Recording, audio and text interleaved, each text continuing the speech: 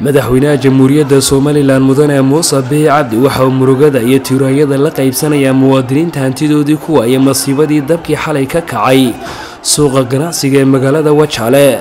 madaxweynuhu isagoo ka tiiraysa dhibaatada ka dhalatay dabkaasi waxa uu muwaadiniinta hantidoodii baabaday eeba uga bariya inuu ciwad khayr la ka siiyo hantidoodii isagoo ugu baaqay inay niyadooda wanaajiyaan kasoo kabasho degdegana u diyaar garoobaan iyagoo Ilaahay isku xiraya.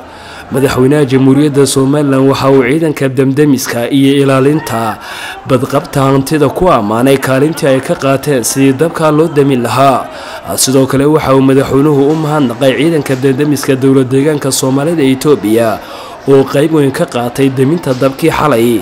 waxaanu madaxweynuhu hay'adaha amniga qaabilsan faray inay si hufan baaritaan ugu sameeyaan sababaha keenaya dabkan soo noqnoqday, ganacsataduna u hoggaansamaan tallaabooyinka iyo habraacyada ciidanka damdamisku ay siinayaan muwaadiniinta si looga hortago mar walba khasaaraha iyo dhibaatooyinka badan ee ay sababayaan masiibooyinka dabku.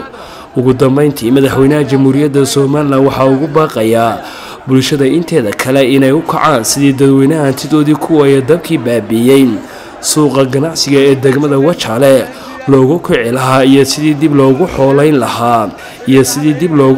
lahaa si ay uga soo kabtaan masiibadii ku habsatay iyadoo xukuumaduna ay doorkooda ka qaadanayso.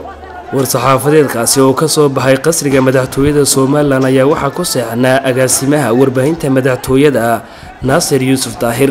Axmed Saki Daahir Xasan, warbaahinta qaranka, qasriga madaxtooyada Soomaaliland ee Hargeysa.